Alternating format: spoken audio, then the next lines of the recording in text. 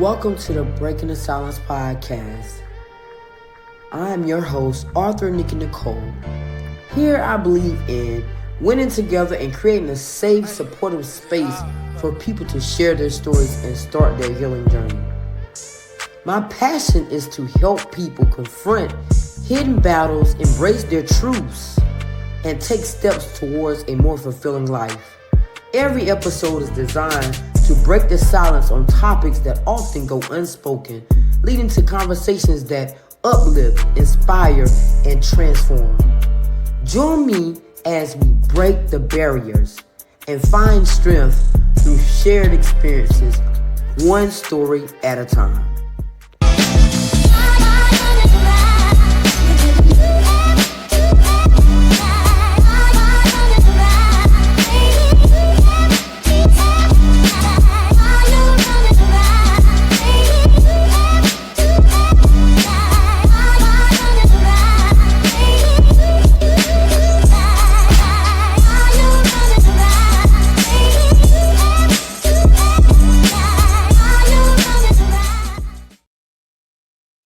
Hey everyone, welcome to another powerful episode of Breaking the Silence.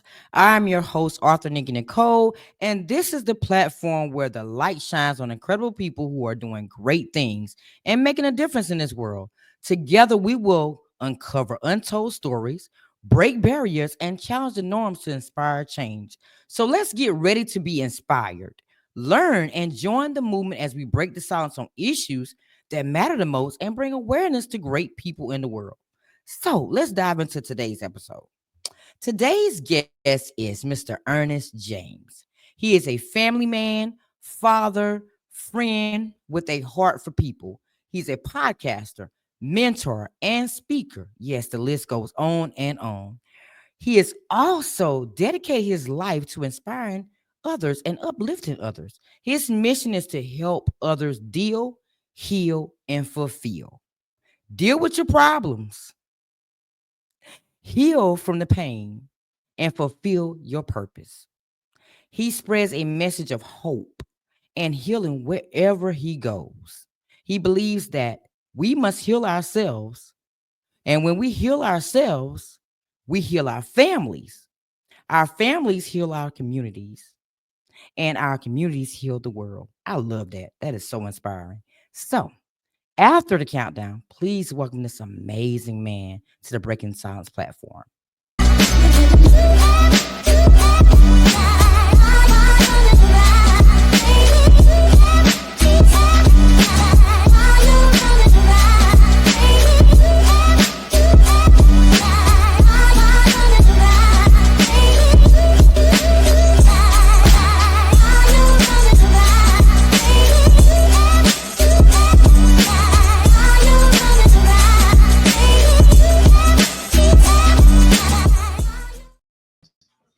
How you doing? I'm good. I'm good. How are you? I'm doing well. Thank you so much for accepting my invitation to be a guest on my platform. I'm excited about shining light on you today. No problem. Thanks for having me. I love being on this side of the mic because I ain't got to do nothing but talk. So I'm Right. always excited when I'm able to come on as a guest.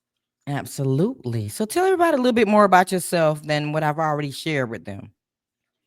Oh man, I don't know. You shared a lot, even though I do have a lot of stuff going on. But at my core, right, I'm just a person that loves people, and I'm always looking for ways to help people, in some way or form. Born into a family with a two-parent household, my mom and my dad, and my dad, we were a quiet, laid-back guy, but my mom, not as quiet, you know what I'm saying? But she was big into ministry, so grew up in the church, grew up going out to nursing homes and rehabilitation centers and things like that. Having services there, and just really groomed more or less to have a heart for people, and it just grow from there.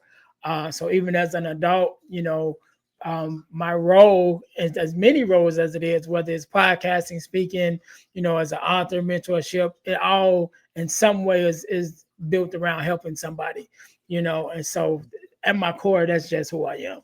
A father of a girl dad, should I say. My daughter is 21 now, so she's a big girl.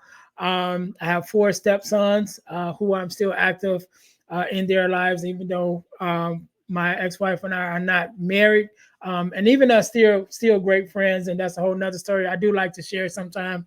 That we've known each other since kindergarten, and one of the things that when we were facing the fact that we were going to go through a divorce, one of the decisions that we made was to make sure that we maintained our friendship even after the marriage was dissolved, because we've been friends longer than we've been married. And we've been able to do that for the last 3 or 4 years. So I'm proud of that. But yeah, that's me in a nutshell, man. Just always looking for, ways that I can help somebody. I love it. I love it. So let's talk about the Man Up program. What Yeah. inspired you to start that program? Well, it goes back to when I was younger. Again, growing up in a two-parent household, it for whatever reason, and I think it was God's alignment. But I noticed even as a young age that I was blessed to have my father in my life, because I had a lot of friends and a lot of family, even church members that I grew up with, young men that I grew up with who fathers weren't there, and so why I recognized that so early, I don't know, but I did. And one story that sticks out to me was one time, even in our young teenage age, here in Chicago, you hanging on the block, cracking jokes on each other. And we was out this one day, and my friend and my brother was kind of going back and forth, doing jokes on each other. And my friend went on this rant, making jokes about my dad. He just went on just nonstop, for a minute. And so he was just going on, making jokes about my dad. And my brother wasn't saying anything. And then when he finished, my brother said, "You know what's funny? You can tell me everything about my dad, but I can't tell you anything about yours." And as teenagers back then, when you were like, "Oh, he got you," it was funny. But I remembered that, you know what I mean? And putting that with the fact that I noticed early how blessed I was that I had my dad, that never left me. And so when I became an adult, again, my daughter is my only biological child, so I didn't have any sons. But it still was impressed on me, like, okay, I want to be a mentor. I want to give other young men the things that I got from my dad, the example that I got from my dad, the responsibility, the care for your family, and all of those values that I learned from him. I wanted to give back to the next generation. And so I created the Man Up movement, which stands for Men Activating Newly Untapped Potential. And that's what Man Up stands for. And it's basically a after school program. Go into the schools, and once I've connected with these schools to let me run the program, it's like 8 to 10 week program, or should I say 8 to 10 sessions, because there's only one session a week. Whereas after school, maybe about an hour, hour and a half, and just pouring into these young men the values that I learned from my father, and that I live by today as a father, and a mentor, and out of those things, and just being that example that I had, from my dad, from my uncles, from those fathers who was around that I grew up with, and even other mentors that came into my life later on, my pastors, different pastors that I was under, other ministers that I connected with, and even the other mentors, because I'm a part of Champ's mentor group here in Chicago. We have 3 different locations across Chicago that we mentor in our location. I think we have like 25 boys that we meet every Monday. And so even those other mentors that I met when I became a part of their group and a part of their mentor program, just really still learning myself as being a man, but then taking those values that I have learned and still learning, to be able to pour that into the young men that I connect with. Nice. First, I want to commend you for the job well done. We need more people, more men like you to step out and mentor the younger generation, because truth be told, things are different from back then to now, with even down to parenting, with, having people as your role models. The role models that I saw when I was coming up are not the role models that this generation see as role models. My Right. role models was people in the church, people that were Mhm. my teachers. Their role models now are artists. They look at people that are artists. They're not nobody familiar to them that's around them every day. So I commend you for being that example, for the young generation, because some of them out there are lost, and some of them don't even know the morals and the values that were instilled in us as young people. Things are Mhm. just different. It's just different. Yeah, yeah, So what? them phones and things of that nature just really giving them access. And I had this conversation with some of the young men. Like there's a difference between knowledge and wisdom. Like that phone gives you a whole lot of knowledge. You know a lot of stuff, but you don't have the wisdom Wisdom. to discern between what's right and wrong.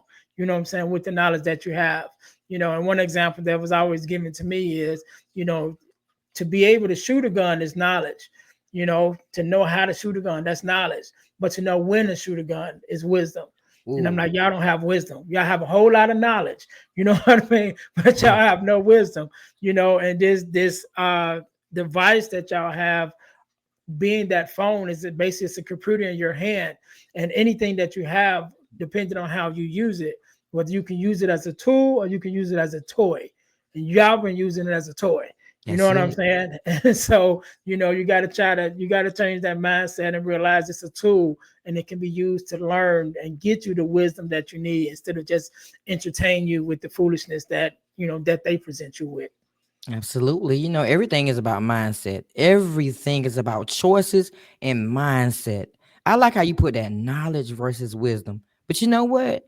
Coming up as a child, we listen to our parents and our grandparents tell us certain things.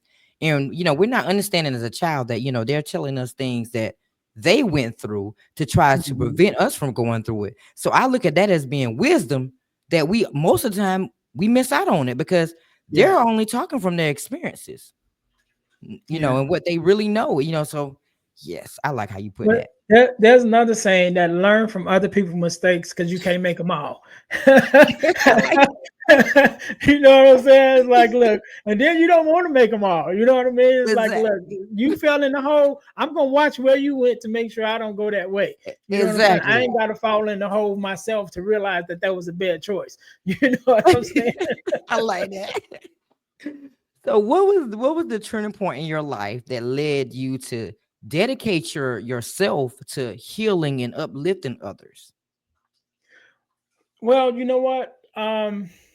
I think for the most part, like I said, being raised in the church and growing up in ministry, that part never left me. I'm a PK. My mother was a pastor, come from a family and generations of preachers and pastors. So that part never left me. And even as I, became an adult, became a minister myself, executive pastor at one time myself, it just never left. And then I always just had that heart for people. And that was also a prayer that we grew up praying, right? My mom would always pray that, and she instilled that in us. God, give me a heart for your people, because I don't just want to be a leader who's leading people but don't care about the people.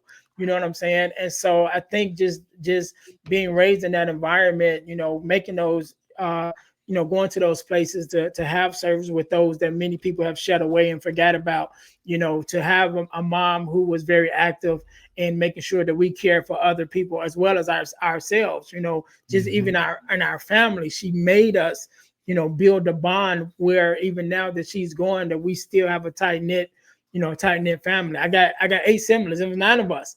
You know what I mean? And so, my mom and dad and 9 kids. That's a 12 unit. You know what I mean? But another part of that is just community within itself. Has always been important to me, and I think that part comes from family, because Yes. my grandmother on my mother's side was the baby of 12 siblings, and then she Wow. had 10. And my mom was one of those 10 siblings, and then my mom had 9. You know what I mean? Wow. So it's a lot of family, So between my regular family and my church family, those communities was big, and just having that, care for people, and praying that prayer that God, give me a heart for your people, to care for your people. I think he just answered that prayer, early in my life, and it just been something that stuck with me since then. Yes, I love it. Now, with you wearing all these hats that you wear, How do Mhm. you balance being a family man, a mentor, a speaker, a podcaster while still staying true to your own personal healing journey? Well, you know what is I think because part of the healing, part of my healing journey is helping other people to heal in their journey. Um, I've done a lot of work over the last 3 years, right? And that's really where everything that I'm doing now kind of came to the forefront within the last 3 years. I was ministering, I was active in the church, but as far as like podcasting, speaker, and writing books, all of that stuff just happened within the last 3 years on my own healing journey. I found myself, coming out of a divorce, but even at the same time, dealing with the death of my mom, dealing with the death of my first wife's mom, which my mother-in-law at that time, who I was very close with, dealing with their death, and even going through my first marriage, just going through a lot in that time period, and was really depressed and things going on, and was battling with suicidal ideations and thinking of taking my own life. But I was able to, with the help of some others, to make it through that journey and make it on the other side of it. And now I'm very vocal about, the fact that I've been through that and being able to help other people get through it. And like I said, just coming out of my divorce, and then being exposed to this whole new, which it was new to me. It's not new, but it was new to me. This space of self development and really getting to know yourself and building yourself up in these different areas, just opened up a lot of doors for me and opened up my mind to the possibility of just all the other ways or new ways that I could help. And so I started my first podcast, which is Deal to Heal with E. James podcast. We're on 170 something episodes with that podcast. And, my guest and I just talks about different topics and ways to help us to heal in every area of our lives, right? And then I, became a speaker and started speaking outside of the church. I always spoke inside the church, but started speaking outside of the church at events and schools and things of that nature, and wrote a couple of ebooks, and just really began to express myself in that way, express my heart in different ways. And again, all of them have to do with helping people in some kind of way. And that's just my mission, man. I think God gave it to me, and during my trying time, as He helped me through that, He gave me this mission. Like, okay, now that you're on the other side of it, now, and I always say, once we become, when we are victims of our circumstance, once we become victors over our circumstance, it then becomes a part of our job as Yeah. being a victor to go back and help those that are still victims. And so now that I've been able to make it out of some of the spaces that I was in, it's now my job to go back and help those who are still in those spaces to heal and to get over some of the things that they're dealing with and to fulfill the purpose that God has for them. I love it. Oh my goodness. I'm sitting over here amazed. I'm like, wow. Wow. So your mission, it revolves around dealing, healing, and fulfilling. So Mhm. how do you encourage others to start their own healing process, especially when they feel overwhelmed or they feel stuck or they're in a moment where they're depressed? Yeah. Well, the first thing I say is acknowledge what you're going through, right? Because you can't deal with what you're not willing to acknowledge. If you're hurting, say you're hurting. If you're feeling some type of way, you're feeling suicidal, say it. And even if it's to yourself first, but you gotta admit it, because if you don't admit it, you can't address it, right? And so I always say start there, and then start with the things that you can control. A lot of times, even when I was in my depression, one of the reasons why it, at least for me, it hurt me so bad during that time, because I was only focusing on all the things that was going wrong in my life that I couldn't do nothing about. Right. I was going through a divorce. I was dealing with the death of my mother-in-law, who I was close to. I was dealing with the death of my own mom. I was dealing with the fact that I was, going into depression because of what I was feeling. Then at that time, I'm a bricklayer by trade. The economy slowed down, so there was no work. So now I'm going into debt. You know what I'm saying? Just everything all at the same time and trying to figure it out, and just looking at everything saying, man, I can't do nothing about none of this stuff. You know what I'm saying? And by me focusing on all those things I couldn't change, it just made me feel more helpless. because it's like I can't do nothing about it. And so at that time, one of the things that helped me get through it was changing my focus. And I put my focus on my daughter. My daughter was probably like maybe 7 or 8 at that time. And I was dealing with those suicidal ideations, right? Like, man, I can't do nothing. I'm being a burden on my family, all of those different thoughts that come when you're in that space of depression. And I just was like, you know what? Let me change my focus. And I began to focus on my daughter. And I said, for no other reason but to make sure that she's okay, I'm going to stay. And I shared the story sometime. I did my first TEDx talk this year, and I talked about my bout with suicidal ideations. And I talked about one day I was outside with my daughter, and we're in the front yard, and she's playing. I'm just sitting like on the porch watching her play, and I got the sprinklers on and the little kiddie pool, and she's running in the water and jumping in the pool and stuff. And I'm just watching her play, And in the midst of her playing, she stopped and she runs over to me and she's crying. And I'm like, why are you crying? Like, you're just running around and having fun. And she looked at me and she says, I miss my grandmothers. Because at this time she had lost both of her grandmothers. And again, this is still during the time where I'm having my own suicidal thoughts. And I'm like, man, what's going to happen to me if she loses me too? If at this young age that she's at, even in the midst of her joy while having fun, she realizes and still feels the emptiness of losing both of her grandmothers, what's going to happen to her if I'm gone? You know what I mean? And she's a daddy girl. She's still a daddy's girl. You know what I'm saying? She was my shadow then, because everywhere I went, she was with me. And it's like, if she loses me too, what's going to happen to my baby? You know what I mean? And so I changed my focus. I'm like, forget about me. I can't change nothing that I'm going through right now. But what I can do is be here for her. And that's why I put my focus on my daughter, making sure I showed up for her, making sure I was, pressing through for her. And then once I put my focus on her, it began to give me the strength. Be like, okay, how can I show up for her today? Let me make sure I'm full of energy. Let me make sure I'm dealing with my own self and my own emotions so that I can show up for her better. And all of those things began to work with me to begin to help me get out, to get over what I was going through. I don't know if that answers your question. I think I just went on. I think I went a whole another area, but yeah, that's what worked for me. Oh yeah, I know what it was. Yes, so that was one of the things I would say. Focus on, acknowledge the things, acknowledge what you're dealing with, because when you acknowledge it, then you can acknowledge how it's affecting you. Once you realize how it's affecting you, address those things that you can control, because if you can't control it, it's just going to drive you crazy. You know what I mean? So change those things that you can change, the things that you can't change, adjust yourself to be able to move along with it, and at the end, the last thing I would say, find your purpose and during that time. And your purpose may change over time, but find your purpose in the moment. And my purpose was to make sure I showed up for my daughter, make sure she was happy, make sure she was straight. And that carried me till I got to to the other side where I could then begin to focus on myself.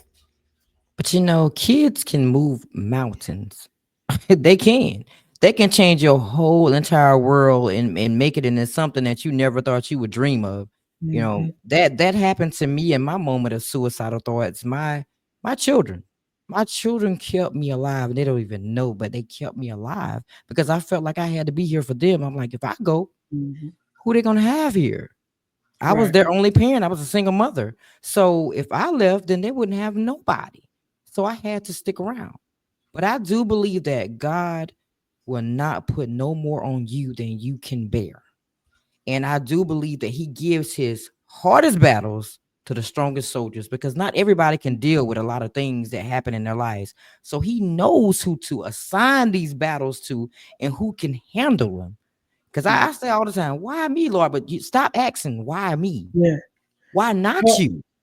I was gonna share with you. There's a speaker by the name of Inky Johnson. If those who don't know who he is, please look him up. One of the top speakers in the world, and he was doing an interview recently, and they shared that same thing. Like, God, don't put on more than you. He don't put more on you than you can bear.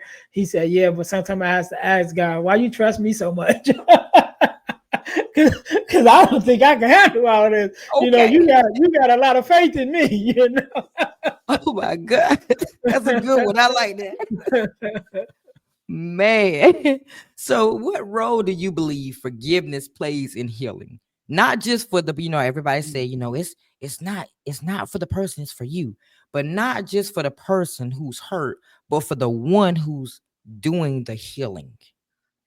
Yeah, you know what? So, man, I'm glad you mentioned that. So, I'm a part of an organization called the Forgiveness Mission, and we have free virtual workshops every other month talking about forgiveness, right? And forgiveness of self, forgiveness of others, forgiveness of the world, just everything surrounding forgiveness and how important it is. And it's absolutely free.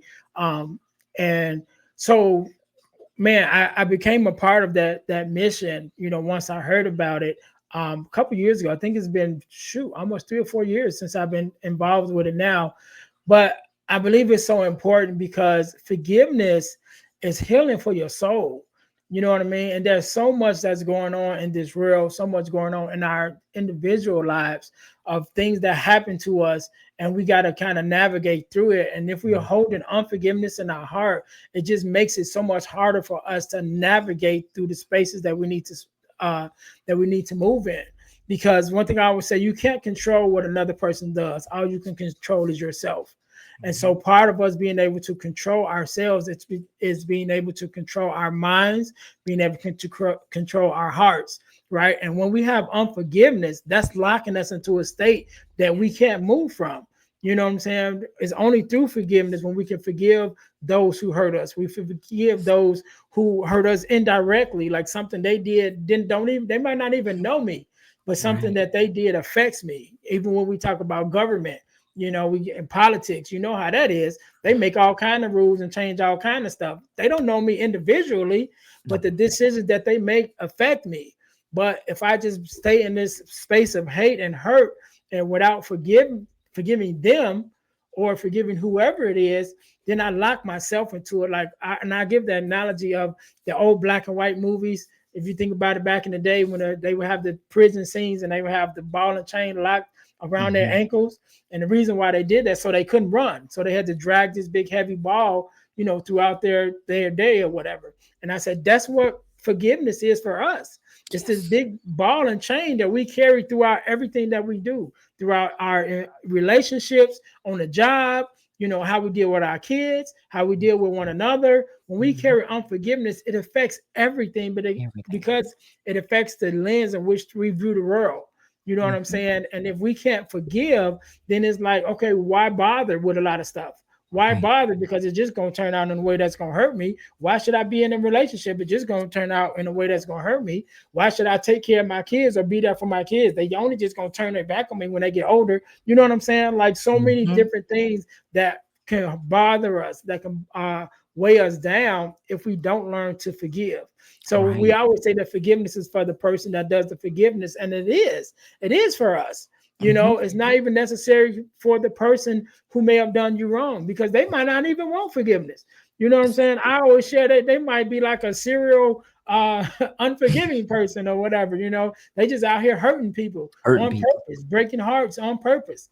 So they may, if you're waiting to get that, apology, if you're waiting to get that, I'm sorry or whatever, you may never get You that. never get it. Exactly. So if you Ex- can't take it upon yourself and just say, I'm going to forgive you, even though you're not worthy of it, even though you didn't even ask for it, I'm going to forgive you anyway so that I can be free. That's what that forgiveness does. Forgiveness frees Mhm. you from all the burdens and all the things that the world can put on you, that other people put on you. It frees you. Mhm. So if you don't do it for nobody else, do it for yourself. Do it for yourself. Exactly. But I see all the time to a lot of different people that I talk to and come across. Everything that you do in your life starts with you. You looking in the mirror at yourself, your actions, your day, the way your day falls is it's your fault if it's bad, because you have to start your day off in a way that nothing is going to affect what you do in that day. And I said, if Mhm. we live our lives where the only opinion that matters to us is God's opinion, we'll move a whole lot differently. Because Yep. God gives us grace and mercy every single day that He wakes us up. He forgives us for everything that we've done to other people and to Him. and we move on with our lives, but we can't seem to forgive people that are right here in our faces every day. Yep. So, God on Judgment Day, He's not going to ask us, well, you know what? What about Bob? No, He's not. He's going to ask Nikki, why did Yeah. you do what you did to so and so? And then Right. I have to have the answers for that. Yes, you can repent. You can ask God to forgive you for all your sins, but don't go back and repeat the same thing. I told somebody not too Yeah. long than yesterday, I don't believe in apologies because I believe people apologize sometimes just to cover the bandage, and Hmm. then they come back and they do it again.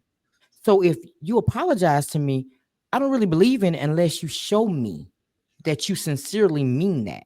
Because a lot of Yeah. people apologize and they do the same thing to you again. That they bring that hurt back again. So when it comes to things in Yeah. my life, I'd rather people show me than to just tell me.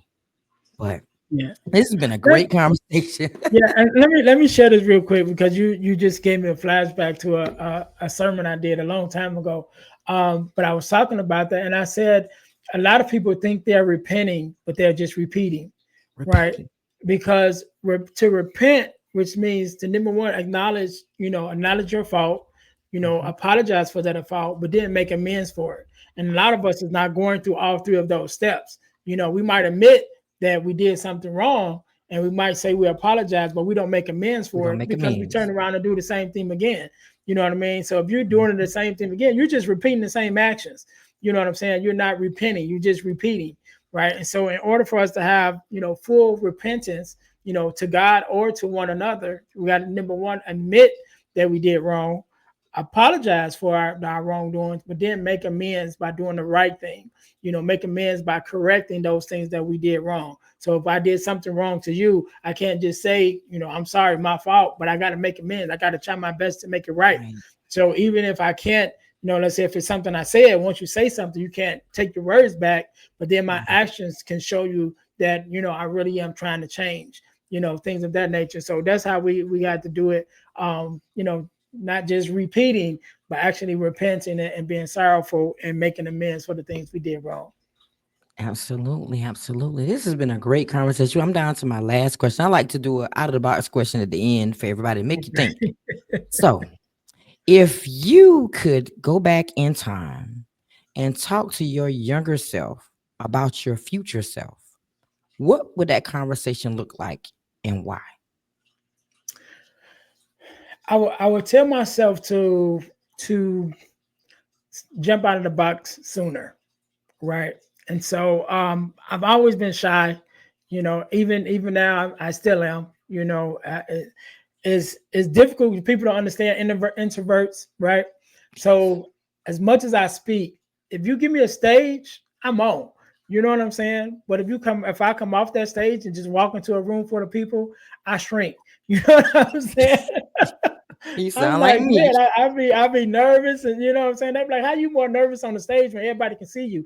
I said, yeah, because I don't have to make a first impression.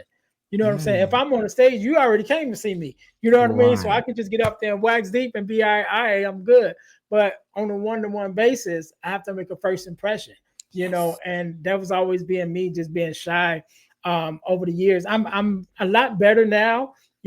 Because I've been working on it, I've been forcing myself.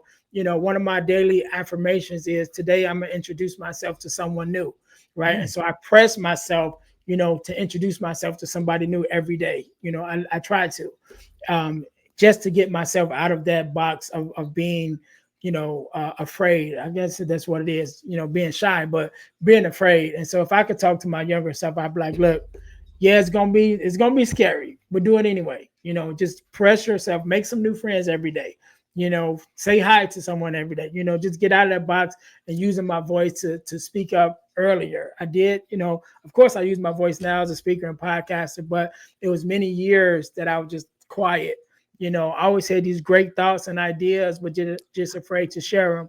So I would push myself to get out of that box faster or earlier. Like, hey, speak your mind.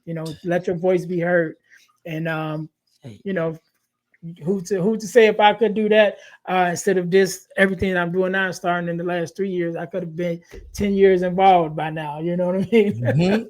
you sound like me because for real, people don't believe me now that when I say I'm shy, I was like, yeah, I'm shy. It might have been a little bit of fear too, but I Yeah. was in this box for a long time. Like you said, put me in a room of people and I'm just literally just sitting around looking, trying to observe the room, and see how I can do this. Like you said, that first impression is scary.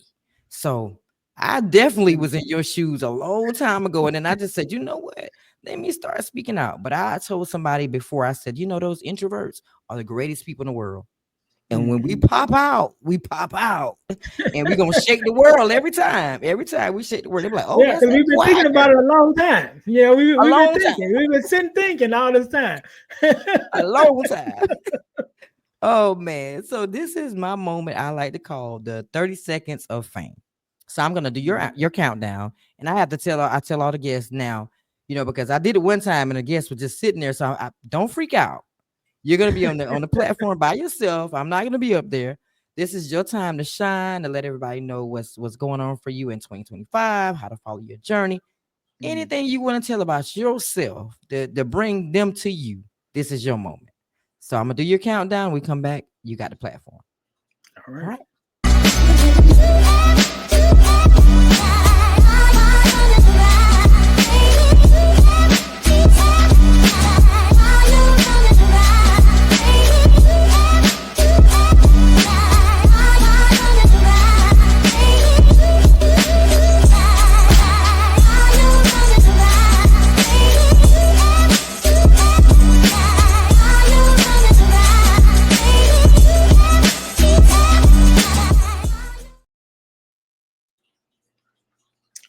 right. All right. Thank you guys for tuning in with me.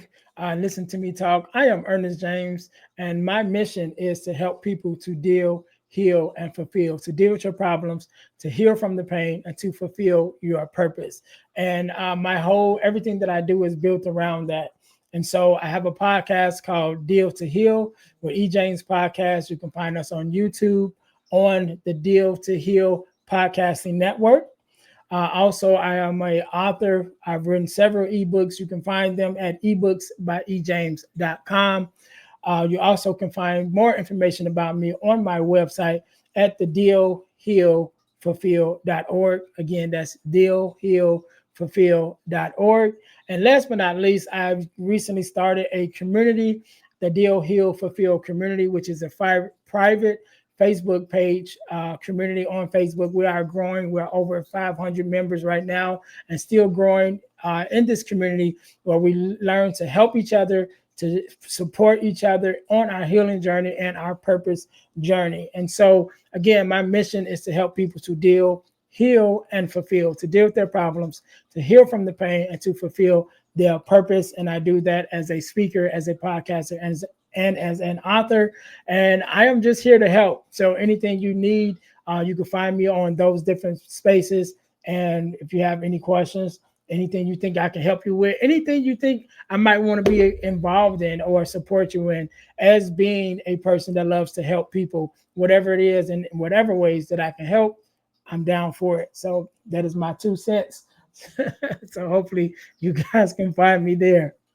Yeah, 2 cents. I like that. Well, thank you once again for being a guest on my platform. We are in it together to win it. And if there's anything that I can do on my end to further help you grow, please don't hesitate and let me know. And let's do it. All Let's do right. it. Thank you for having me. You're welcome. And thank you so much to everyone else out there that's tuning into this amazing episode. Man, I hope that you took some of those gems. Knowledge versus wisdom. There is a difference. That's what Mr. Ernest said. It's a difference. So remember, the courage to share your truth is the first step towards healing.